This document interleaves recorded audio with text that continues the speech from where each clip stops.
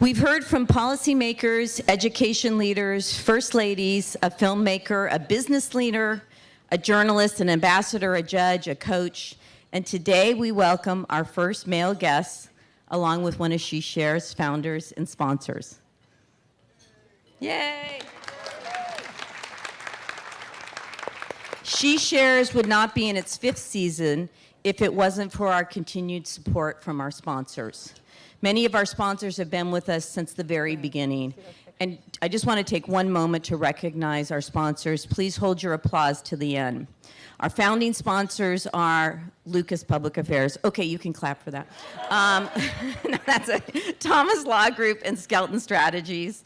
Our season sponsors are Kaiser, Oric, Manat, Accenture, Marcy Freeman, AT&T, Pfizer, the California Endowment, Stowe Reeves, State Farm, Neiman Pappas and Associates, Political Solutions, Kelly Boyd for KB8 Consulting, and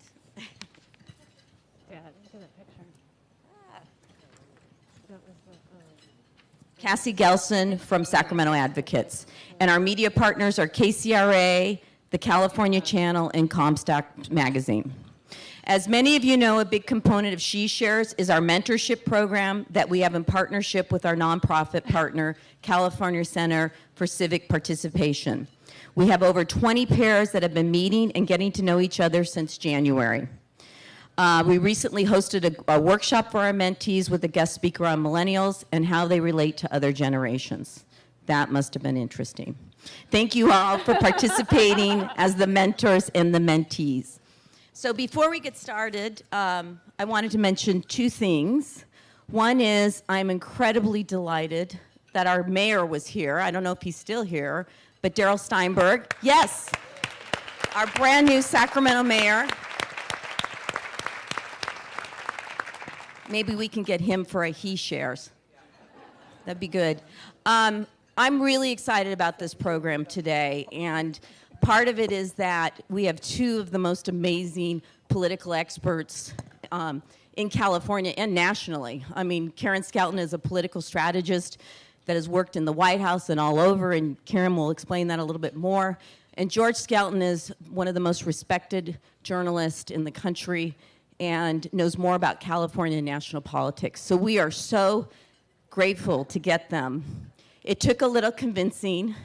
This was an idea from one of our other founders, Tina Thomas, to see if we could get Karen and her dad to do this, especially at this time when we're in the middle of election season. So we convinced them to come, and we are really, really thankful that they would do this, even reluctantly. And I just have to say, I've known them both for many, many years. As a flack working in politics for the last 30 years, I met George when I was a young press aide. Can you believe I was ever a young press aide? For Governor Deukmejian. And it was always scary when George called you because, you know, you had to have your act together to respond to any of the questions. And I met Karen through George, who called me one day, and I thought, uh-oh, this is scary. He's going to ask me a tough question. And he said, hey, Donna, my daughter Karen's moving to California. And I said, uh-huh, and I knew who Karen was. She was well known, having worked for Al Gore and for the president. And he said, well, I thought she should meet you because she's looking for something, the next thing to do. And I figured, you know, you seem like you don't work too hard to make a lot of money, so she should meet you. So George, I can tell you, I do work hard. I don't make enough money, neither one of us. But I thank you every day because you introduced me to one of my best friends. So with that, I'd like to turn it over to Karen Breslau. Thank you.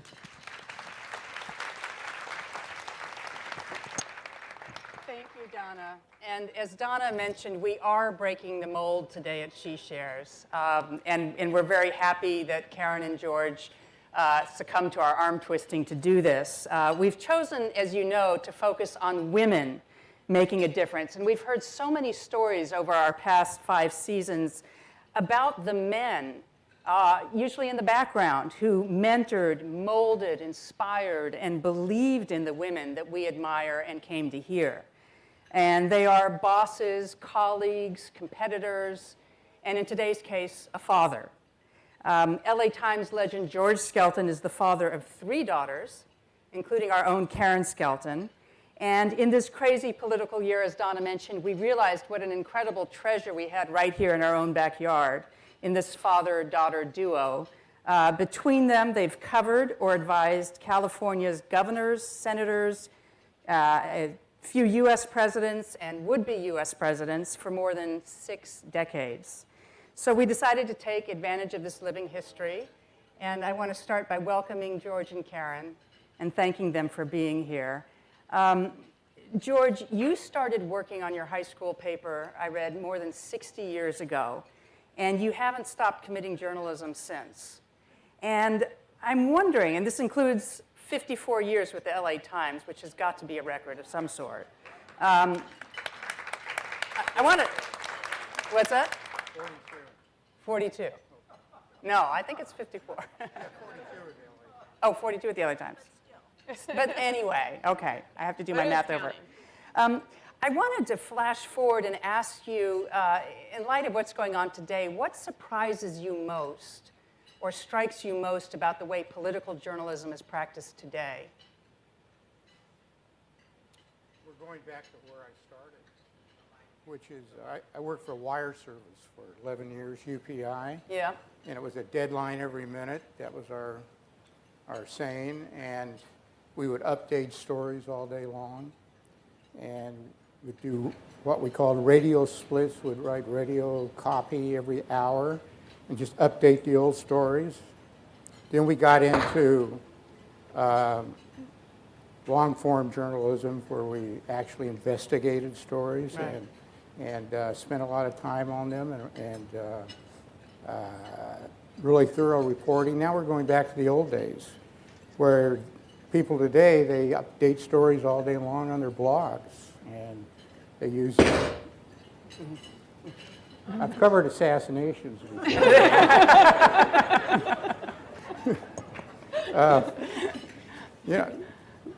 They spend all day long updating old stuff Yeah. or putting trivia on the internet, and people read it, and they don't have, reporters today don't really have the time we used to have to do thorough, in-depth stories.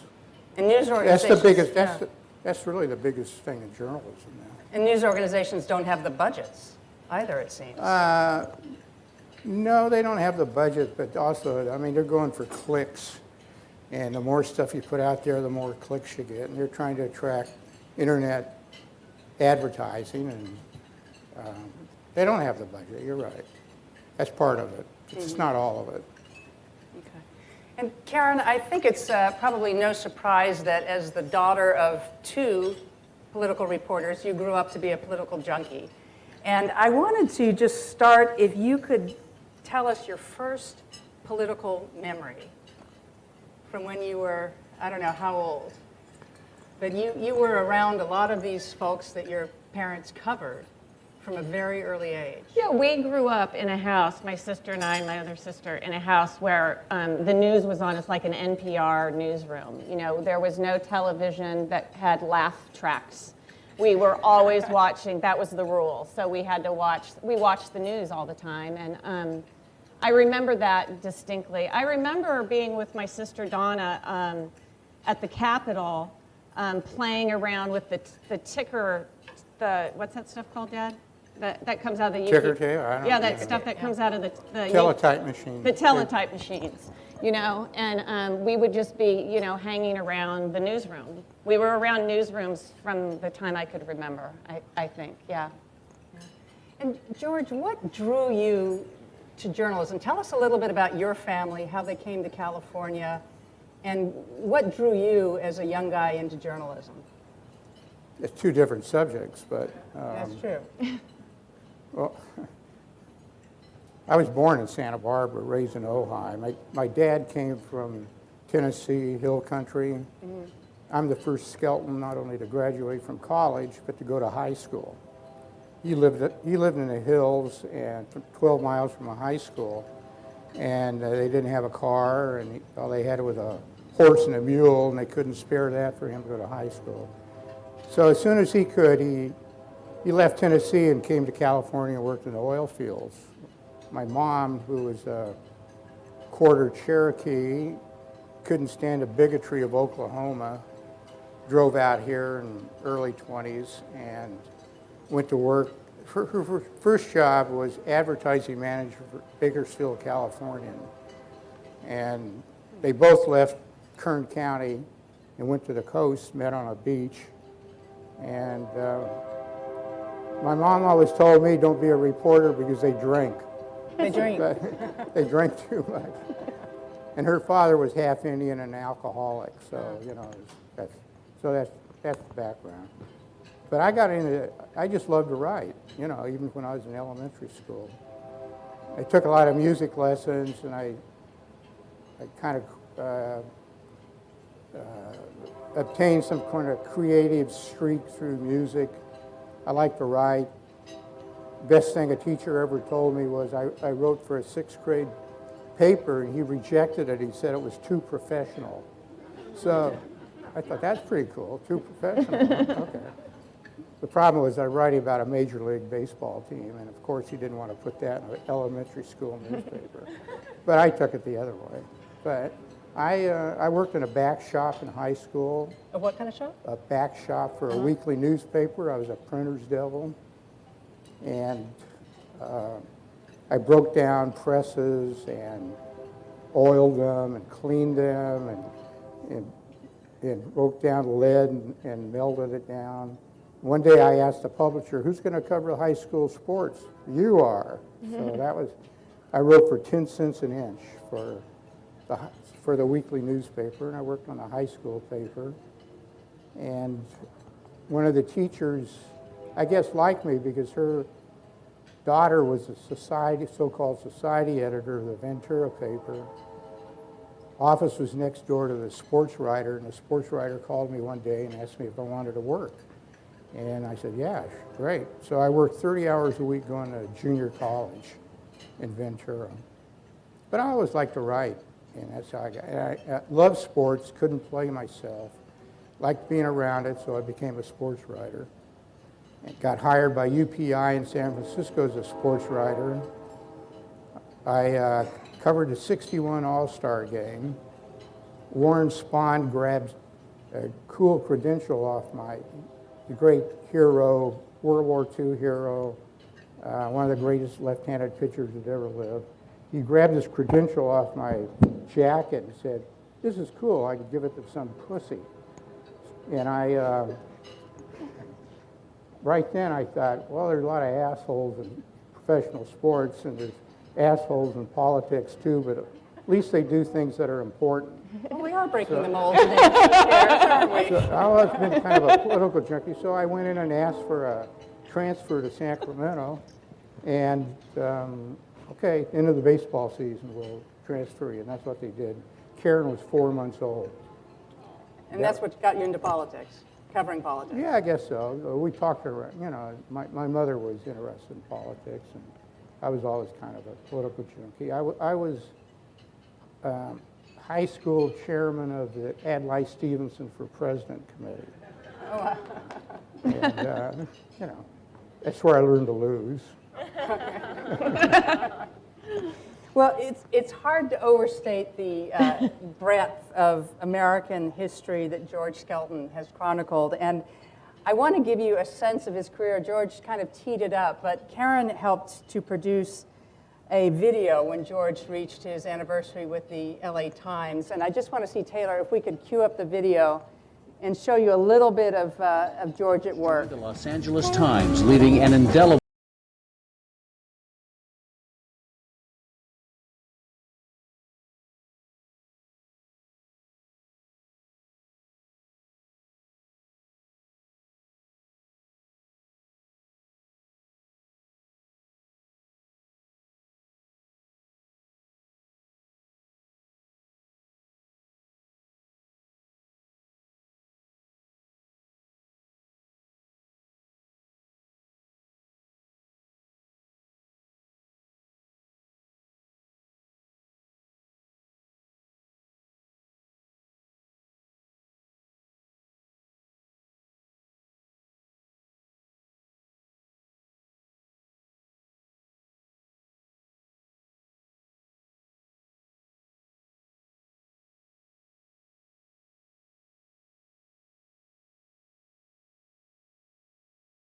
George. You want me to explain that? Yes, that was my next question.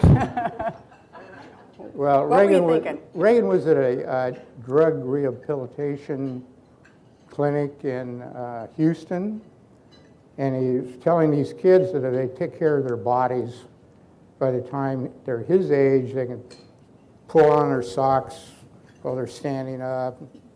Mentioned a couple of other things, and said do a lot of other things that are a lot more even pleasurable. A big grin on his face. So afterwards, he was 73 at the time. So I asked Mike Deaver, who had been a fraternity brother of mine at San Jose State, and Deaver was his closest aide, really. I said, was he talking about sex? And he said, no, that's what we thought. I don't know. Why don't you ask him? All right. So he set up this interview on Air Force One, and I asked him, and Reagan just smiled. And I think the question was, I've got an interview about aging and what it was like to grow old.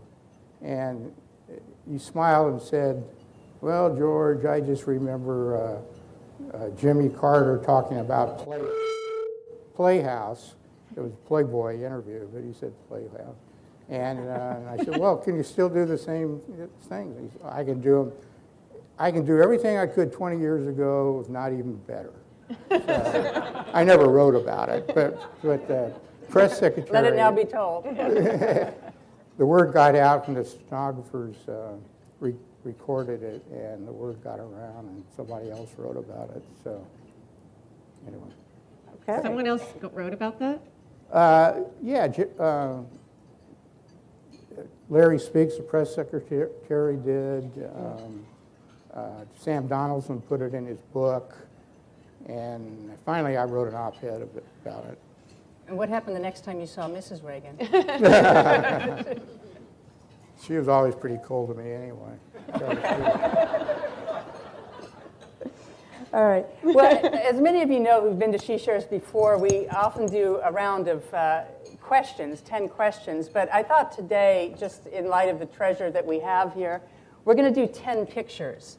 And I want to ask Karen and George for their memories of these pictures. And I want to start with this one, which people of a certain age will remember this day. This was in Sacramento when Karen, I think you were standing next to a woman named, of all things, Squeaky Fromm. I was. When she pulled a gun and aimed it at President Ford. Thank God no shots were fired. But tell us a little bit more about that day and about... Yeah. Well, I'm such a weirdo. I think I was 14 years old, or 14 or 13 or something. And on my own, I just took the bus from McClatchy High School to the Capitol to look at the president, because I was kind of a junkie even then. And I just found I was just standing next to this woman in a red cape. And I was just waiting there. And, a little while later, she put the gun up to Ford. And what I love about this picture is that the person on the far side is my mom, who was covering the story for the Sacramento Bee that day. And so, I mean, that day was a really big day. My mom was covering the story, and my dad was in the building at the time. He was a Capitol, you were with the LA Times then? Yeah. So what I remember about that day is that my mom, stopped me and wanted the story. Where what happened? Did she say anything? Not like, are you okay? Like anything like that, And then my dad, I was walking towards the Capitol, and I saw my dad, and my dad started, saying to me, "You talk to your mom? That's my story. You have to tell me what happened. You were standing next to her?" So he's like, they're fighting for me. No one, not one person said, "Honey, are you okay? Did that lady hurt you?" No. Years later, just like as growing up as the daughter of a journalist, I was at Berkeley during the Loma Prieta earthquake, and the whole place was shaking. The Bay Bridge fell down. There were fires in the city, and I called my dad to say, "Dad, I'm okay." Don't worry about me. And he's like, can you get down to the bridge and see if there's anyone you can talk to? Can you get there by foot and call me back? I'm like, yeah. All right. George, this one is yours. It looks to me like Richard Nixon is pointing with his middle finger, and I'm not sure why. Yeah. I was trying to write a book at the time about Robert Finch, who had been lieutenant governor, and he was supposedly Nixon's best friend. Some agent came to me and wanted me to write a book about Finch. So I was back in Washington interviewing Nixon about Finch, and that happens to be the HEW budget, Health, Education, and Welfare then. And so I thought it was kind of interesting. He had his middle finger pointing at it. He cut the money for it, and he really cut off Finch, because Finch was a moderate, and Haldeman and Ehrlichman were in this power play with Finch. Finch wound up being busted as HEW secretary and brought into the White House and humiliated, actually. That's what that's all about. Okay. And I think we have another Nixon there. What's And I was the UPI bureau chief in Sacramento, and I was the third guy on a White House coverage team covering Nixon when he went to San Clemente during the summers. And actually, that was about 2 weeks after the Charlie Manson big massacre in 1969. What were your impressions of Nixon? What? Your impressions of Nixon? Well, I grew up in California in a Democratic family. I mean, you know, tricky dick, but he was a civil guy, nice guy, paranoid, but you know, I thought he was. If it wasn't for Watergate, he would have been a good president. He did a lot for actually welfare. And the environment? Yeah, environment, Clean Air Act. Yeah. So did Reagan. Yeah. Let's see. Next, there's Karen with the Gipper, presumably not asking about his sex life. With a drink in my hand. You with a drink in your hand. Yeah.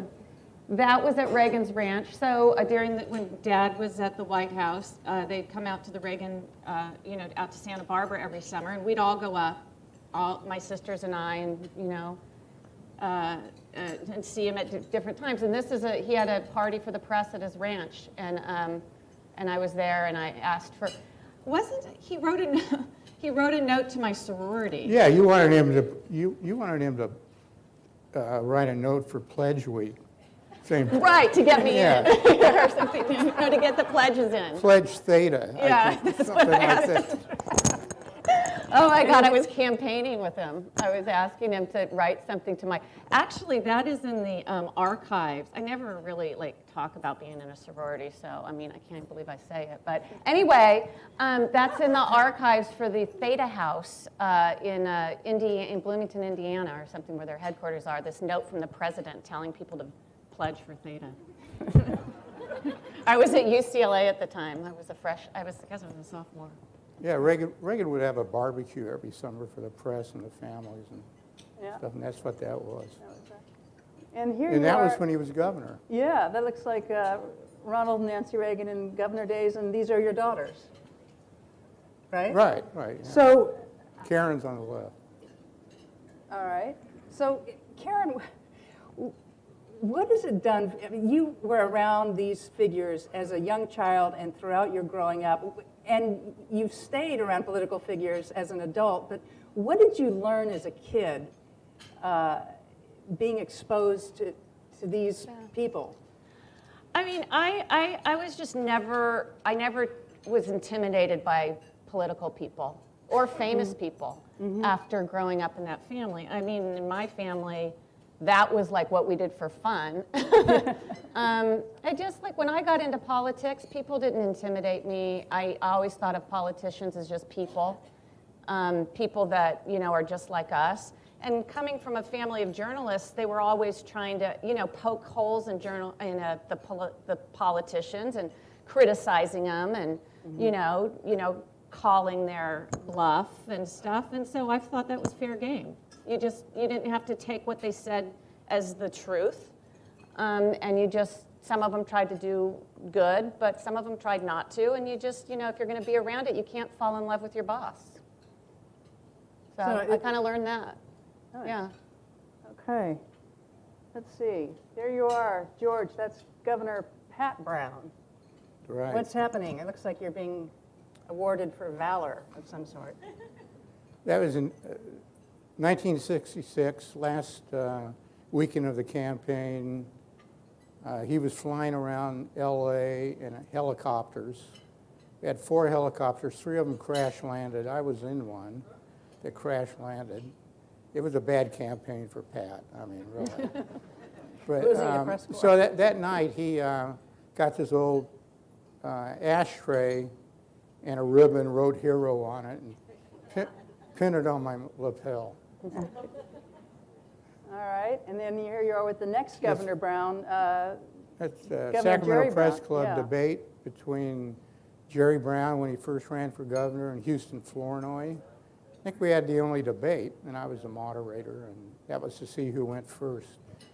There's no rules, they just showed up and, all right, we'll figure out who goes first and ask questions, and that was it. It's a good debate. Yeah. All right. Karen. Wow. Not in love with her boss there. So this is interesting. Now, George, you talked about your family roots in Tennessee, and Al Gore obviously was from Carthage, Tennessee. And Karen, tell us about what's happening here. Well, we're in the White House here. I am sure that I got my job in the White House because my dad's dad is from Carthage, Tennessee. And I always thought that. I mean, Al Gore never had a political director. I was his first political director. And I think this could have been the first time you met. I was working there, so that's in the old executive office. That's in the West Wing. That's the vice president's office, and I brought my dad in to meet him. And actually, in this picture, they were talking about Carthage, Tennessee. And, as much as Al Gore seemed like a child of a Washington hotel, he really had a sentimental side to him about Carthage. And my dad still has family there. We still have family there now, his first cousin. And at the time, his uncle was still alive. And the first time I went on Air Force Two to Carthage, they all came out to meet the vice president. And they knew the vice president's father and mother. They had known him from just life in Carthage. And it was actually just really very cool. It's because of me she got the job, because I told her what to say. Which was? Didn't I say that? It was because of you that I got the job. No, you didn't. I'm getting a She taste of called me one Thanksgiving day, at the yeah. Skelton family table. She was working for Janet Reno in Washington and said, I want to work in the White House. I said, well, go see Gore and talk about Smith County. And that's what she did, I guess, right? How did you get your, for the young women in the audience, true. as you know, a big part of She Shares is mentoring. And I think a lot of people are wondering, how did you go from working in the Justice Department and say, I want to work in the White House, I want an appointment with the Vice President? How do you do that? I'm kind of schizophrenic. I mean, I've always been wanting to be a smart person, but then I've always been a political hack, and I've never been able to keep a job for very long in either of the tracks. So I've gone to school, and then I've gone to presidential politics, and then I've gone to the Justice Department, and then I went to the White House. And I've just gone back and forth, and I just love politics, and I can't stay away from it too long. Well, you worked for Clinton in '92 here. Yeah, I worked for Clinton in '92. Right. And I worked for Mondale in '84. When I got out of college, my first job was, working on a presidential campaign in the Iowa caucuses. And, my dad got me, well, I guess I can't say got, but when I was in college, he helped me get an internship with Senator Cranston in Washington, and that was a big, infusion of. I didn't really help. I didn't call up Alan Cranston and say, would you please hire my daughter, right? Right. No. You just showed up, and And they knew who you were. so But yeah, I mean, I don't think you know. Yeah, I mean, nobody. I mean, you get your foot in your door, and then you do your thing. you do your thing. Yeah. But when I was at the White House, I mean, when I was at the Justice Department, Ron Klain at the time was working on gun control, believe it or not, and I worked around him, and he plucked me out of there, and and I'm sure I hung around his office enough that he knew what I wanted to do. Right. So, yeah. Went on. Let's see. Here you guys are at a convention. Dad looks tired. Yeah, and I'm just curious. You guys, your paths cross, I guess, from time to time. George covering campaigns, Karen working on them.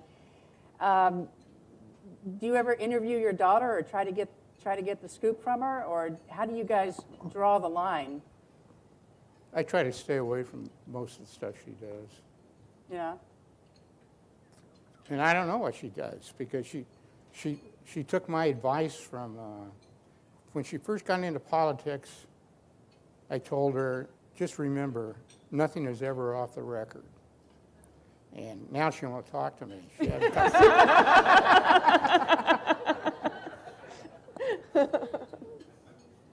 So do you feel like you have to censor yourself at the dinner table? I mean, I definitely censor myself about some things. I mean, we have very different views on some people in politics, I voted for Bernie. Okay. which stunned me. But, Karen, we should mention, for those who don't know, we'll be a delegate for Hillary Clinton in Philadelphia next month. yeah. Yeah.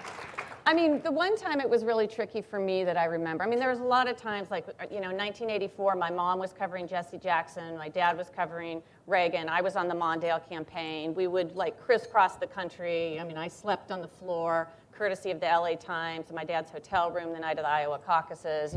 We would cross paths in different ways, but, and usually if there was an issue that came close in politics, my dad always won. So I would have to, I wouldn't take a job as a press secretary someplace, in California on something if he was covering it, stuff like that. Mm-hmm. But I remember when I was at the White House, then there was the governor's race where there was a big question on whether Feinstein was going to get in the governor's race or not. The president at the time really did want her to get in, didn't really want Gray Davis, didn't want to see this Checky-Gray Davis matchup. I was right in the middle of it because my job was to do California politics at the White House. He was covering California politics. And I think I mistakenly said something to you about the president wanting Feinstein. But to my dad's credit, I don't think you used it. I don't think. I sort of hinted at it. You're right. Yeah. You hinted at it, okay. Yeah. Whenever I wrote about anything, I still do, that she's connected with, I put a little truth in lending thing in my column that says that my daughter is working for so-and-so. Yeah. I do that. So give us a sense of what the Hillary, I love this picture of Karen with Hillary Clinton. This was here in Sacramento, right? Mm-hmm. At a recent event. Tell us about the Hillary conversations that you guys have. Well, No. you've clearly been wrong about her. No.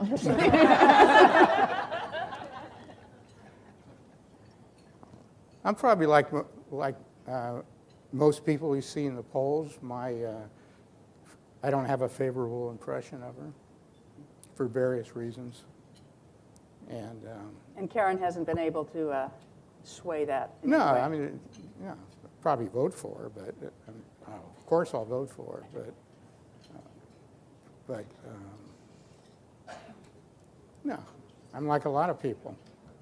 She's not the strongest. I think it's too bad that the first woman president is going to be Hillary Clinton. So we start our conversations that way. Yeah. And then they go uphill from there. Right. I mean, and I just don't get it. I mean, I just don't. I mean, I get that some people look at her and say, I don't trust you. But I think it's now becoming kind of like a cliche. I mean, I personally think that she is a good not only a good person, but she's warm, she's supportive, she has been of me. I was pregnant when I was at the White House. She was nothing. She treated me like a human being. She was respectful. But my husband and my dad and a lot of people don't like her. And think that, and my husband doesn't like her because when she was running for Senate in New York, she said she was a Yankees fan growing up, and she's from Illinois. So my husband's like, I'm sorry, That's it. It's a deal breaker. That you crossed the line with me. And my dad, be honest, why you don't like her? What it goes back to, the White House Travel Office. White House Transportation Office is an office like the butlers. They stay administration after administration. They're nonpartisan. They make literally the planes run on time to get the hotel rooms. They take really good care of reporters and White House staff. So Hillary comes in with Bill, in 1993, and she tries to fire the transportation office and bring in some hacks from Arkansas to run the office, and big uproar about it. So she goes to the FBI and cooks up this crap about them embezzling money, and they resign. Later they sued and won about $6 million from the government for slandering them, and I'll never forgive her for that. So that's my problem. All right. Well, we got the straight story here.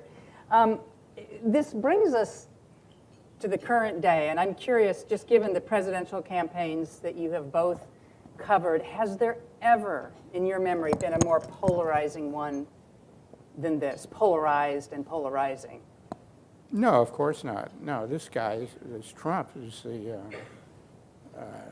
most despicable candidate in American history, let's face it.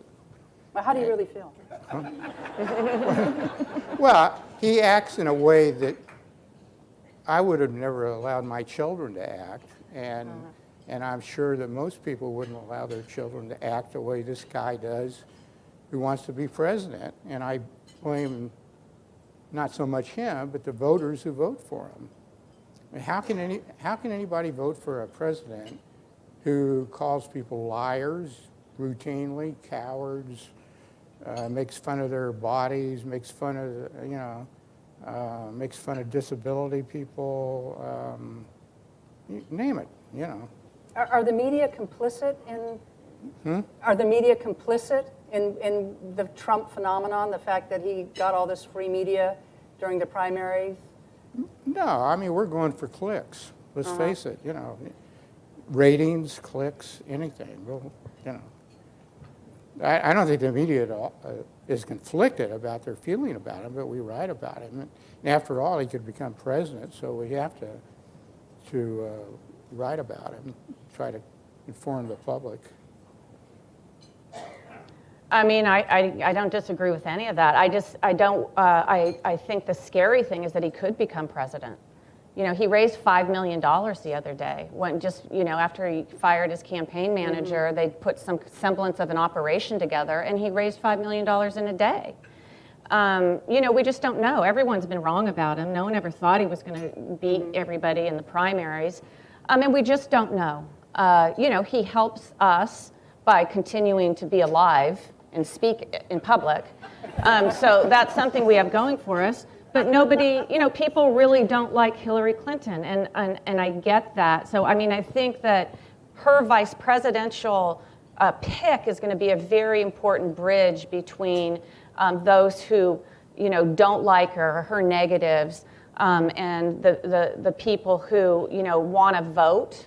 I think it'll give them an island, a person to go to, and at least go out and vote, because I don't think she has as good a chance of winning if people don't go to vote. If they just say, screw it, I don't like Trump, but I don't like her. And that's where I think people are. I don't like Trump, but I don't like her. So we need a place in the middle where people can go, and I hope it's the VP. Okay. Well, we could go on and on, but we're running short on time, and we want to open it up to all of you for your questions. I know we've barely touched on so much of the history that George and Karen have covered and made. Michelle's going to get a microphone and ask, just look for Michelle if you have a question, just raise your hand. And while you're getting your questions together, we just have one more little look at the video here.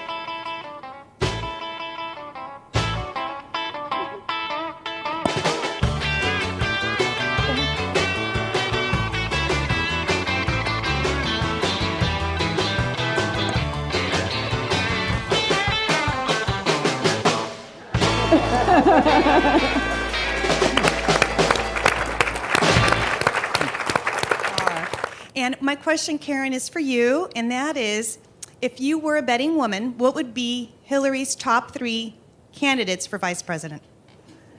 Well, as much as I will just say, as much as I like Elizabeth Warren, I don't think the country's ready for 2 women. So I take her off the table, but I think she's a fabulous surrogate, and I love that she's out there. I mean, I think Tim Kaine would be just strategically my leading candidate because he's from a southern state that matters, Virginia. The governor's a Democrat, so if he was, he could be, the Senate seat wouldn't be in jeopardy. Everybody likes him. I think he's a good one. I love Javier Becerra from our very own high school, C.K. McClatchy. I think that he's from LA. He's been a surrogate all over the country. Latinos will be critical. I love him as an option. And then I don't know. I mean, I don't know who my third one is. Actually, I think those 2. I would like to see somebody from Pennsylvania, but there's really nobody because the Senate seat's in jeopardy. Ohio, I'd like to see someone in Florida. So I'm not sure. But those are 2. Okay. I think we have a question up here, Michelle. Yeah. Thank you both very much. There's some research that shows that women in power tend to be disliked if they're perceived as competent. And this is not just a little bit of research. That's very hard for a woman to be competent and likable in power, and you do kind of wonder why no other woman has ever gotten this far. So I would be interested in both of your takes on this notion that Hillary isn't likable. Is there more to it than Travelgate? Well, not for me. I mean, I don't think so. I don't think she's likable, period. And if she wasn't a woman, she wouldn't be where she is. I mean, that's my view of it. If she wasn't a woman, she wouldn't be where she is. Exactly. She wouldn't even be considered for the presidency. George, you don't think her qualification? Well, I don't think so. I'll let our expert. No, I mean, and see, I just totally disagree. I mean, I think if she wasn't a woman, she would have got the nomination much easier. There's something about her being a woman, and I don't know what it is, that prevents the most qualified human being ever to run for the United States presidency to have to go through what she went through in the primary season. Well, you get a little argument there. Richard Nixon was much more qualified than her. How? How? Yeah. U.S. Senator for a long time, Congressman, Vice President for 8 years. Yeah, I mean, I think, look, she was a first lady, she's a secretary, not in foreign policy, he didn't have as much experience as her. I mean, she is Secretary of State, she can represent the world, she's a United States Senator, she's been there, done that in the White House and in a state, and I don't know what it is about the woman thing. I mean, I think my dad's got a good point that she does get, there's a white hot focus on her that I'm not sure she would have gotten if she wasn't a woman. I mean, if she was a man with that kind of resume, she wouldn't have gotten such a careful consideration, but I think that it tipped to being, negative scrutiny of her at some point. But I just have to say this, like when we were, one time my dad told me that women will never be as powerful as men as long as they keep talking about their hair. And I'm like, at least we have some. All right. Thanks. Let's see. Elizabeth Warren would be great. Yeah, That'd be all for her. She's your your flavor. She's your female Bernie. Yeah. Yeah, Dixie. Michelle, you.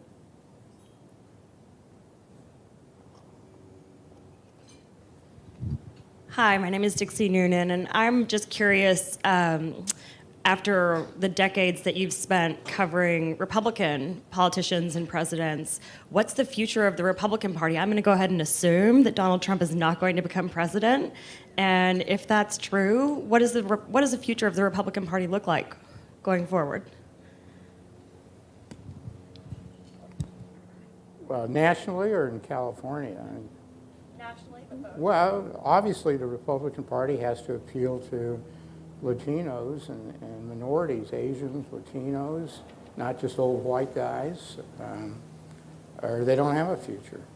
I mean, here they are, they control both houses of Congress, and they can't come up with a better presidential candidate than this. That doesn't seem right. And right now, I think that Republican leaders should be speaking out against Trump.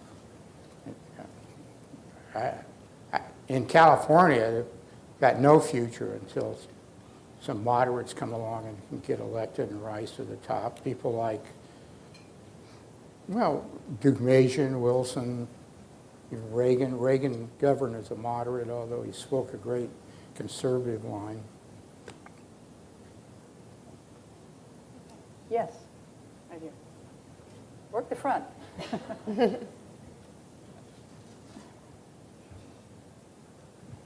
Hello, my name is Bertha Gaffney Gorman. It's really wonderful to see both of you together, and I've really enjoyed this, so thank you so much. I have a statement, I can't remember who made it, but that no well-behaved woman ever makes history. And I think that also points to women and their dislike for Hillary, in the sense that she is, but she presents herself in a way that people just don't respond to. And my other part of that is, I am so tired of hearing women say, well, I wouldn't vote for her just because she's a woman. When on the other hand, men vote for men because they're men. And I think the history and the polls and the studies show that white men vote for white men because they're white men. Otherwise, we've had different elections. But with that said, what is the strategy, or what would be an effective strategy to counter this for those persons who are out in the communities, who are hearing these statements, and who would really like to be very supportive of Hillary? Well, two things. One is, Hillary is a very serious person. She's not, there's an old adage in politics, would you want to go have a beer with him? Everyone wanted to have a beer with Clinton, no one wanted to have a beer with Al Gore. Everybody, and nobody really thinks that Hillary is going to have a beer or a glass of Chardonnay with her. But so what? She's the kind of person who you hope your kids have that kind of mom in their class, because they're going to do all the work for you. They're the PTA president. That's who she is. You might not like her, but she's going to get it done.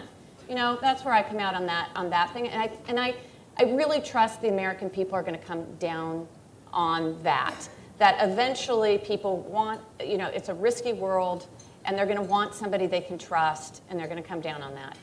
The second thing I'll say is, the campaign office doesn't listen to me, and so their new ads are all touchy-feely.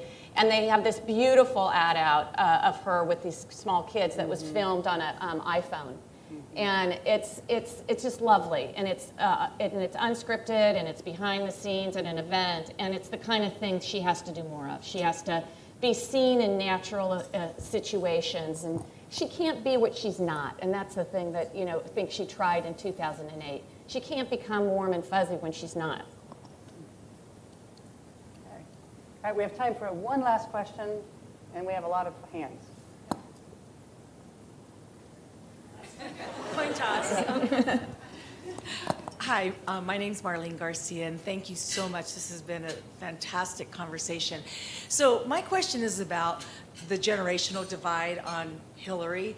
Probably all of us have experienced these huge debates within our own families, except for maybe your family and George being on the other side of that divide. But that this generational divide, and young people gravitating toward Bernie, and now having some real questions, and women, young women in particular. I asked my own nieces, feminists, say, how do you support Bernie over Hillary?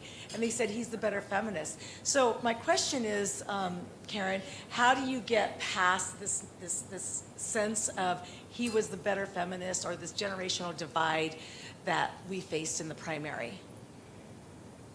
I mean, I don't know. I look at my own daughters, in high school, both of them, and they come home, and it's crazy town. And it's not just Bernie; it's Trump. I don't know why young people don't like Hillary so much. I mean, Dad, do you? No, but I do think this, that younger women today didn't go through the glass ceiling stuff that middle-aged and older women went through. I mean, women 30, 40, 50 years ago had to fight for their jobs. They don't have to today. Women are succeeding all over the place, and the younger ones take that for granted, I think. I think the middle-aged older women are thinking back to their own youth. And I think Hillary would make a good president. I really do. Some stuff about her I don't like, but I think she'd make a good, strong president. But I think that's a generation thing, I think, for women anyway. I mean, let's remember, it's only 100 years ago women started to be able to vote. And so it's taken a while. Just a little while. All right, well, we've run out of time, but I want to thank George and Karen Skelton for an unforgettable conversation. And thank you all for coming to She Shares. We'll have another event in the fall, so watch your inboxes for a date and a speaker. And thank you all very much.